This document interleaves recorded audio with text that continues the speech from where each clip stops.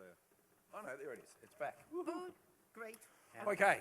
And you have to change slides from both places. Judith has got that. Here. Yeah, so I got it. You got it. Yeah. Judith. Alrighty, kia ora whanau, g'day, welcome and bonjour. My name is Steve Staunton. I'm the moderator for this little section. I'm not going to say too much because I don't want to bite into the time that belongs to our speakers. The first speaker, who I was very lucky to have lunch with yesterday without knowing I was going to introduce her, is Judith here. You can see, obviously, Judith Harwin from the University of Lancaster. Yes, I did get that right. The topic, her title, as you can see, is the impact of family drug and alcohol courts, so FDACs, on sustainable reunification and parental offending. So a longitudinal comparison study that is as yet unreleased, unpublished in England. So applause for Judith, please.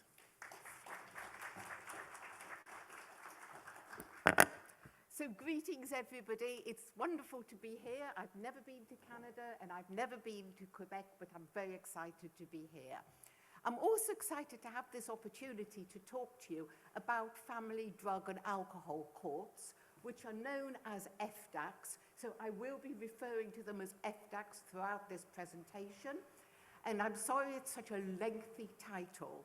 So what are FDACs? Before I start to talk about them, I want to say a wee word about care proceedings, because FDACs take place within care proceedings, which are essentially child protection proceedings brought when there is public concern from children's services about potential or actual harm to children.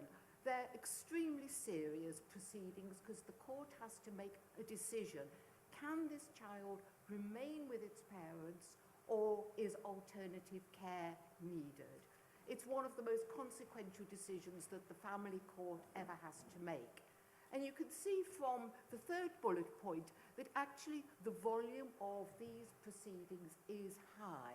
It's a continual concern, and it's indicative of the fact that the early intervention services don't always work in the way that they should. So, what role does parental substance misuse play in care proceedings? These data are not collected by the national statistics that are held by the court. It's been a continual grouse of mine and other people that we need this sort of information. But the research evidence suggests that it's very high, approximately 60–70%. So clearly, substance misuse is potentially a key factor in many, many care proceedings. So we know also from a lot of research that without support, without intervention to help the family, there is a lot of harm, of emotional and sometimes physical harm to children as well, and that some of these difficulties can persist into adult life. So the central question for this talk is, can the family court help? And this brings me straight on to the next point, which is to talk about family drug and alcohol courts. They're a special kind of court, and they're called a problem-solving court. And they were introduced here, last point here, in 2008. They haven't grown as much as one would like, and you may feel that something is surprising to you when I show you some of the evidence later on. There are exclusion criteria, and the exclusion criteria, as I've put here, are when a parent isn't able to give informed consent, because parents have to be able to sign up to the whole process and therefore know what they're signing up to. And equally, child sexual abuse is another indicator where this type of court would not be available to parents, and they would have to go through the standard care proceeding process. So if you look at the slide, the right-hand side, the graph there, the picture, you can see that they're known as a trial for change, and they've got a number of elements. They use the authority of the court, I'm going to explain that, and they provide intensive support during the proceedings. So what marks them out from ordinary care proceedings is that there are fortnightly judge-led review hearings with the parents, with the social worker, and with a member of the multidisciplinary team who acts as a go-between in the sense that they advise the court, but they also support parents intensively. The aim is always reunification, and within our own legislation, reunification is the first priority. However, in parental substance misuse cases, a majority of children do not get returned home normally in ordinary care proceedings. So if the purpose of these courts is to see whether it is possible to increase the rate of family reunification in a safe and enduring way.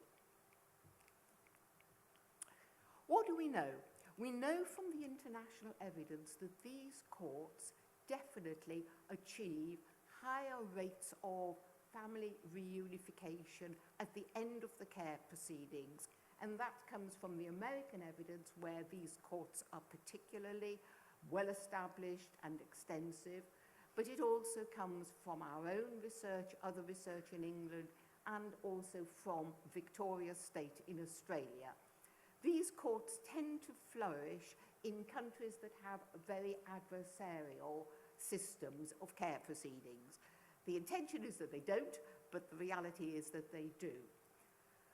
And one of the features is that it's the same judge who meets with the family on a regular basis as a way of building up a relationship. It's a complete, I won't say any more at the moment, perhaps ask me later because I might get carried away. So, where we need more evidence, we need a lot more evidence about sustainability and about domestic abuse. Our president, top judge in the land at the moment, has recently said we should use that phrase FDAC, not just to signify family, drug and alcohol, but to indicate that there is domestic abuse, and that's what the DA should stand for. We know also that mental health problems are massively common in these types of proceedings, and also what we don't know anything about is parental offending. So that brings me on to the study that we're doing at the moment. Only look at aim 1, because that's all I'm going to be able, the problem of being small. Is that better? Right, okay. So, aim 1, there's a lot of text there. The simple question is, do parents who go through a family drug and alcohol court within care proceedings where they're getting all that extra services and court-led supervision, what impact does that have on offending? Does it make any difference? Does it reduce the likelihood of reoffending? And the other two aims I won't deal with today, or now anyway. So, this is a data linkage study. We have linked family court data with the records held by the police. And those records that the police hold go right back to the child's age at 10. So we would have liked to have been able to look at the obvious key matching criterion of parental substance misuse. But I've already explained the data isn't held. So we had to think of other ways of doing this. And what we have done, because a study like this must have a comparison group, is to match on just about everything that we thought was important, and this was all done statistically, not by me. So we've matched on the area, the rate of care proceedings, child protection proceedings in a particular area, similar levels of poverty and deprivation, the same year when the case started for the comparison group, family composition, etc. You can read all that. But you can see at the bottom, that's the key point, this is a very large-scale study. And it's not been done before, so it's exciting. And you're the first group that are hearing about it. So that's also exciting. So what did we find? Well, the first question is, do parents who are going through care proceedings, do they offend in general? And the way we've looked at this is going on the basis of arrests, because arrests definitely show the police is taking action.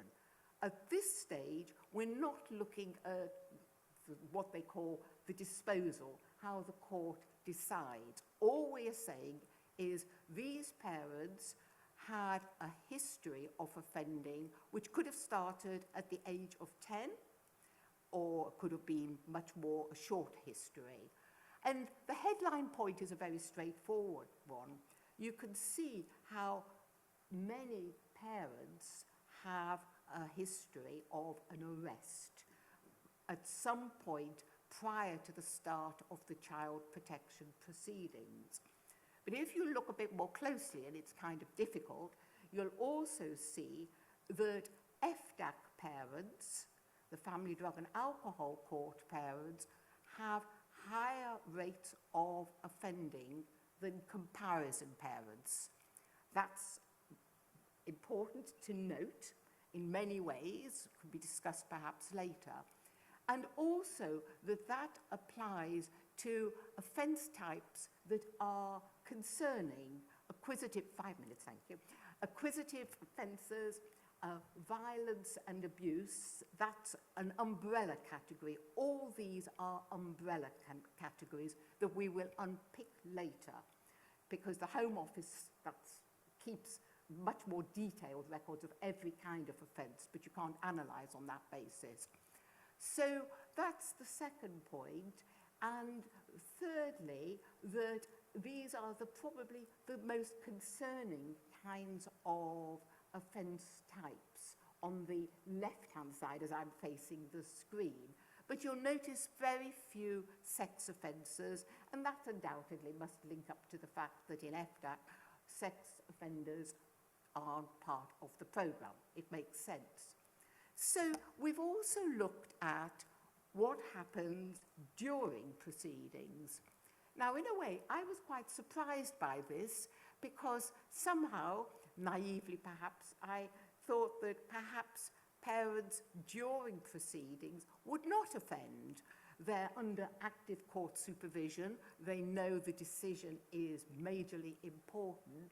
And yet you can see that taking a snapshot of during the proceedings, parents, it's much smaller than what we were looking at before. It's a shorter time period, but nonetheless, there's still a fairly substantial rate of proceeding. And it's the same story as before. And that is that the FDAC parents are more likely than comparison parents to offend. So, it would be fun if we had more time to say, how do you think this is going to affect reunification? But we don't have the time, so I'm going to show you. So, what this slide shows is that proportionately more children at the end of the care proceedings, judged by the type of legal order, are likely to be reunited with their parents, which is really interesting, isn't it? It's their goal, and equally, if they're not reunited, they're more likely to be placed on a legal order within their extended family network. So, where are we now? That shouldn't be there.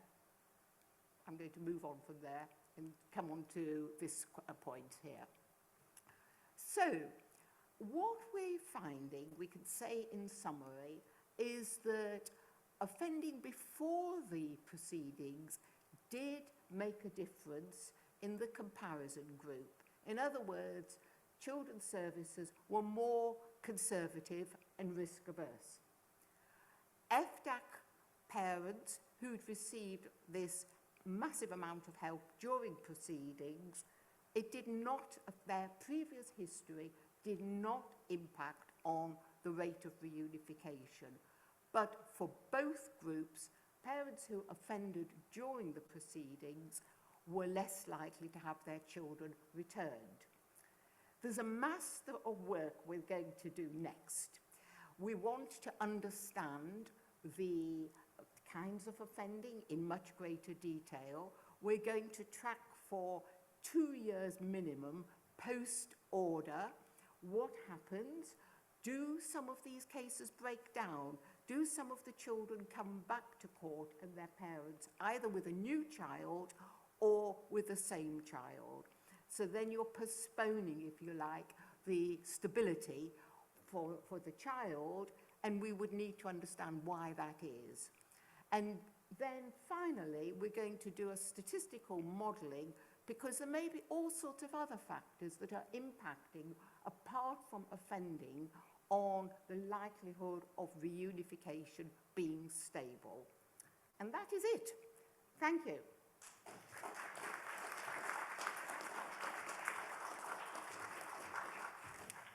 Thank you, Judith. 15 minutes is just not quite long enough, is it? But No. you've made the most of it, and it's the beginnings of a story, isn't it? So we've got a couple of minutes if anyone would like to ask a question. And you might need to yell it out because turning that microphone on might not work. Yes?